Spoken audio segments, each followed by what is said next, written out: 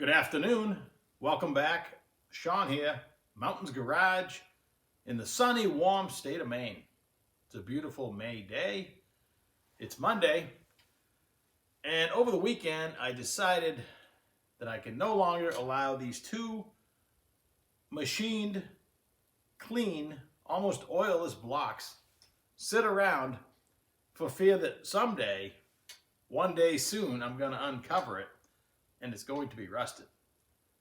That's reason number one. Two, I have 2 tables worth of parts just for these 2 short blocks. They're going to take up a lot less space if they're all in one piece. And thirdly, the 377, now I have to point to both of them and I'll explain why. The 377 is immediately going in the 56 210 handyman wagon. The other one is a 421.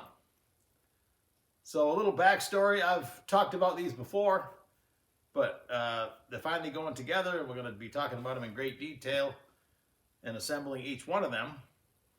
The 377, I had expressed interest in a conversation with my brother, and I bought everything that he had bought.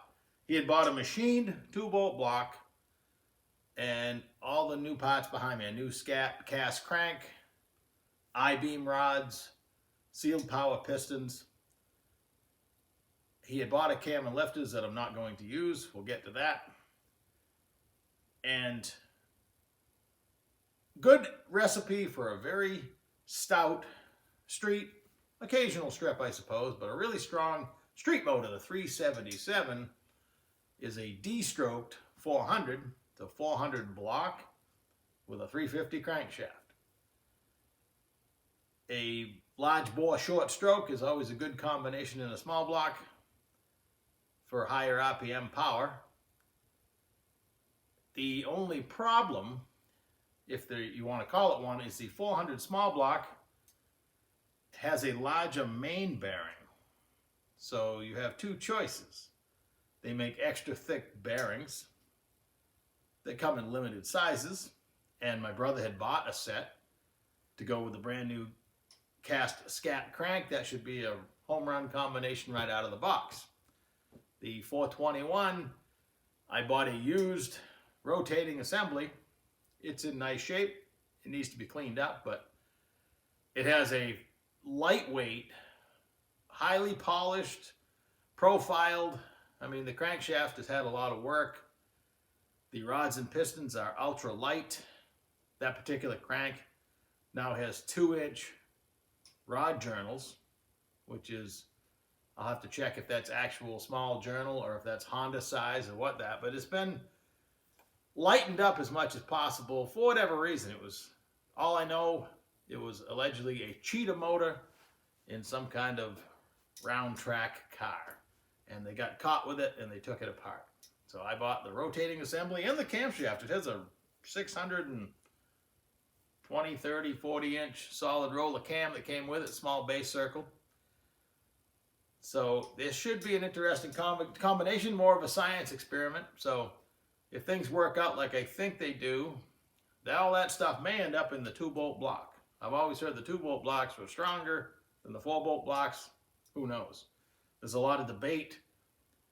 If you want to read into it online, which is better, the 400 main bearing size or all the other small block sizes. The crankshafts in the small block main journal size don't seem to have any strength problem. But in theory, the crank would be stronger with the 400 main, but the block gets weaker because you're taking metal out of it. And they claim that big bearing runs hotter, doesn't dissipate enough heat. There's lots of theories. In the end, I will never test or probably destroy either one in the use it's going to get. So why am I waffling back and forth on which block is going where? Well, a couple summers ago, I gave this block, I had done some measuring, and the sealed power hypereutectic pistons were going to be really tight. I don't believe this block was ever finished honed. Also, the lower end had not been balanced so I gave it to a machine shop where they were going to hone this block for the hypereutectic pistons, balance the lower assembly internally. It's a 350 crank, so it would be internal anyway, but so this would be ready to assemble when it came back. And I put it away. At the same time, my brother had given me this nice 4-bolt block. It's a 1971. This block's a 76. It was all raw, hadn't ever been touched. So I had it bored also to 4155. Now, interesting, the 421 and my 377 are both 4.155 bore. So they share the same bore size. I had it clearanced roughly anyway for a stroker crank. This block had already been pretty much clearanced from the factory. It's as generous a groove that's cut out, I'll show it to you, as what was milled into this one. And this block was decked 10 thousandths because it needed it. And this was going to be my recipe for the 421. And I put it away. The other night, I was trying to find the cam cards because my brother had bought he's probably had this motor for 10 years or more in pieces, stored away. Back then, you know, cam and lifters, especially lifters, flat tappet, weren't on the endangered species list as much as they are today. You can't buy a decent lifter right now. In fact, the cam and lifter kit that he bought a long time ago that I have, it's a Lenardi Bracket Master, probably worth its weight in gold because it's not junk like what you can buy today. But still, the oils, unless you're going to buy, you know, green pen grade oil, whatever they call it, actual oil that has all the additives in it that would have been taken out, the flat tappet camshaft, it adds different. It's cheap. That's why it was widely used for a long time. Nowadays, everything is roller pretty much. And, you know, with a flat tappet camshaft, you have to do a break-in period as soon as the engine starts. And I didn't want to deal with all that. I've had in the past, a long time ago, I bought what I thought, you know, if I think about it now, in my dually pickup I had, I bought a cheap cam and lifters, and one day it went round. In fact, it was skipping so bad, we pulled the plug wire off and plugged it into one of the studs that hold the heater box in on a square body dually. And it smoothed out, and I used it the rest of the day to the track and all the way back. But anyway, I've had a few bad experiences, and I wasn't going to go down that road again. So, well, I've had two bad experiences with flat tappet camshaft. So I was at the point, I was shopping, just ran across a nice hydraulic roller retrofit cam and lifters. The guy had a really nice Camaro, and he was doing some other stuff to it. The stuff is really nice, all boxed up. And I bought it for a reasonable price. Just at the beginning of COVID, I remember that. I wasn't even supposed to leave the state. Nobody was supposed to cross the border and stuff. And I went from here to the tree line, across the border to get it. Breaking the law. Anyway, so I have a hydraulic retrofit roller cam and lifters for this. So this will be a nice unit. So I went to open my pictures up because I had taken pictures of all the cam cards. This is just Saturday night, and I'm looking at the paperwork and reading the paperwork. This block was honed larger than this block. This block was intended to have hypereutectic pistons, which run 2 thousandths skirt clearance at the most. And this block was supposed to be for my forged pistons, which run at 5.5 thousandths-ish. So basically 2 thousandths on a hypereutectic, 5 thousandths plus on a forged piston, because the forged piston will swell a lot more. The hypereutectics are made, whatever material they make the aluminum out of, along with the skirt coating, they're made to run a lot tighter and to be a lot quieter. If you ever started an old motor with forged pistons in it, they make a little noise when they're warming up. So did the hypereutectics in the early LS motors. My Dodge is a fine example. Until those pistons swell up after about 45 seconds, you think it's coming apart. There's no detrimental effect. GM even came out with some special goop to put in the oil to try to get rid of that LS noise, but I'm getting off the reservation a little bit. So I'm studying the paperwork, and now this one is hone slightly larger than this. So Sunday morning, I did some measuring. And to measure skirt clearance, again, there's always many methods. Measuring is difficult sometimes. I do it 2 or 3 times. I don't do it, and I'm not an engine machinist, so I don't do it often enough to just trust what I'm looking at. So in this case, both sets of pistons, I have the original piston card. It tells you where on the skirt to measure.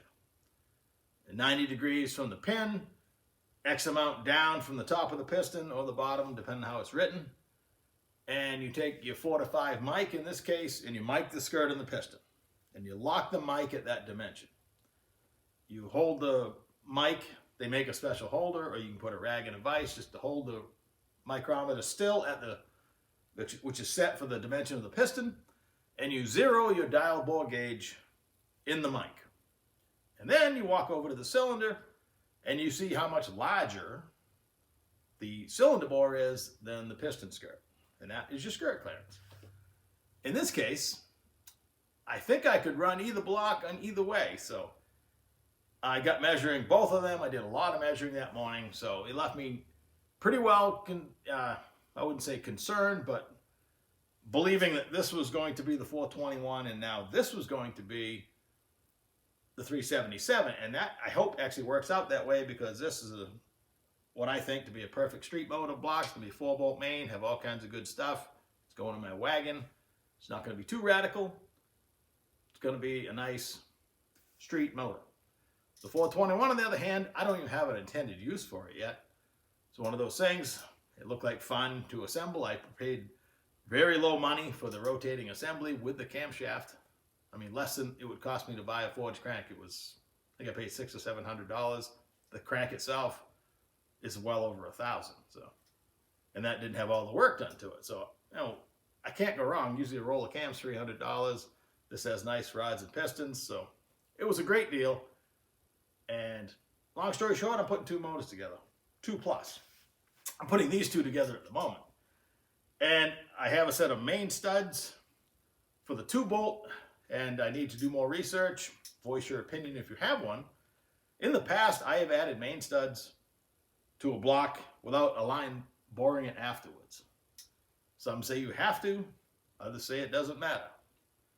I'm not sure which way I'm going to go. I'm not going to probably ever destroy it because it has stock bolts in it, but the motor came with a set of ARP 2-bolt main studs. So I haven't crossed that bridge yet. I'm not ready to put the crank in. As I mentioned, my brother had bought the extra thick Cleveite, the MS-1564P. And they are monsters, thickness-wise. I mean, they're massive. That was just a spacer for the main. Here's a main bearing. The difference between a 400 main and a small block Chevy main is 200 thousandths, I believe. One's 245, slang term. The other one's 265. You know, they say a small block Chevy main bearing is 2.45. It's actually 2.4484. There's a 9/10 thousandths range you can have. It's a small window, but in slang, it's 2.45. So those thick conversion bearings to put the 350 crank in the 400 block are about $225. And again, they come in limited sizes. And I've just from measuring the crankshaft, the forged, polished crank I have, that it's probably been polished to have a lot on the high end of the oil clearance spectrum. The other option, if you're not going to run the thick bearings, is they make bearing spacers, and then you run a regular 350 size, or any other small block other than 400 main bearing, and those come in, you know, 001, 002, 10, 20, 30, 40, all your normal sizes, where the extra thick ones, they were, I mean, they only fit if you put in a 350 crank in a 400 block. And that heyday came and went. That was 80s technology. Everybody was doing it. You know, before 383s came along and all that stuff, you're building a 377, whatever, that version of engine was really hot. Like all things, it came and went. The aftermarket responded, and now, to this day, I bought a set of spacers this morning. So the 377 is getting the thick bearings, and the 421 is going to run spacers because I have several sets of main bearings. I might need at least a 001 oversized bearing to take up some oil clearance. I haven't measured it yet. That'll be a whole nother subject, but in a race motor, you want to have on the large end of the bearing clearance, especially on the mains, because the main feed the rods. You got to be running thicker oil. Lots of theory behind it. So here you can see where the stroker clearance was milled into the bottom of the cylinder. On the 2-bolt block, it has a very generous factory relief sighting down from the oil pan rail. It's actually bigger than what was milled in the other block. The 377 is going to have the SCAT full floating I-beam rods, 5.7 inches in length. The hypereutetic flat top piston. The cylinder head I have is an ATK 185. I believe it's 64 cc, so this will be almost 11-to-1 compression. I've just been putting all the other parts that I'll be using on this just to see what I have. Crank is brand new in the bag. The SCAT cast crank does not have a large radius on the rods. Sorry about the bag causing a shiny thing, so this does not need narrowed rod bearings. The 421 has a lightweight, internally balanced with Mallory forged crank. It's 3.85 stroke. It requires narrowed rod bearings due to the large radius on the rod journals. The connecting rods are 6-inch, 2-inch pin, lightning hole, super lightweight pistons. You can see the wrist pin is actually up into the oil ring groove. I think the whole rod and piston is considerably lighter, and I will weigh them compared to, for instance, the 377. And more random parts spread out to make sure I have at least 2 of everything. The SCAT crank for the 377 will clear by a mile. It's only 348 stroke, less stroke than the factory 400. So I expect no clearance issues with the 377. The 421, on the other hand, much like any motor you put together with a bigger stroke, you're going to have to mock assemble and make sure everything clears. You'll probably be disappointed if you go right for final assembly on your rotating assembly on the lower end and then have to take it apart, grind metal, and re-clean everything. So that is just the way it is. I'll probably have to do that process before I even paint the block. In this case, if it ends up in this block was half painted and then it was cleaned, so some of the paint came off, but it already has cam bearings and freeze plugs and stuff like that, so extra care will have to take place. But I've been down this road before. The 377 should be a piece of cake, knock on wood. I just need to prep the block. I'm going to paint it and then put the cam bearings and freeze plugs, galley plugs, etc. in it. There's one more thing I need to show you. My 4-bolt block is a 1971. It has the 1/2-inch bolt holes that would be for the clutch pivot. I've already been making sure that's exactly what they are, 1/2-inch. Because by 1976, at least on this block, GM decided that they didn't put manual transmissions behind the 400 apparently, so I don't have any holes. And I don't have any need for the holes right away because I don't know what this engine's going in, but there's no way I'm not stopping now and drilling and tapping the holes, as well as this one plug won't come out. I'm going to put another plug back in it, but there's no way I'm going to assemble an engine I know I didn't get the plug out. I cannot stand shortcuts like that people will move on when you have to just stop. And you want to get busy. You want to get assembling, doing all the glory stuff. That's a waste of time until you do all the work required ahead of time. So if I have a pet peeve, and I have plenty, that's one of them. You got to put the work in, or you're wasting your time. So I will make a temporary jig, maybe even out of cardboard, I'm not sure. You know, to get the distances of the holes correctly. I can pretty much see where they're supposed to go, at least on the rear one. The front one, that's where the jig's going to come in handy. And I'll mark a drill bit for depth, because obviously I don't want to go too deep. But I'll make it happen. And then I will sleep better at night. So speaking of sleeping at night, the sun's not down yet, so there's still time to get some stuff done today. And then I'll catch you in a couple days.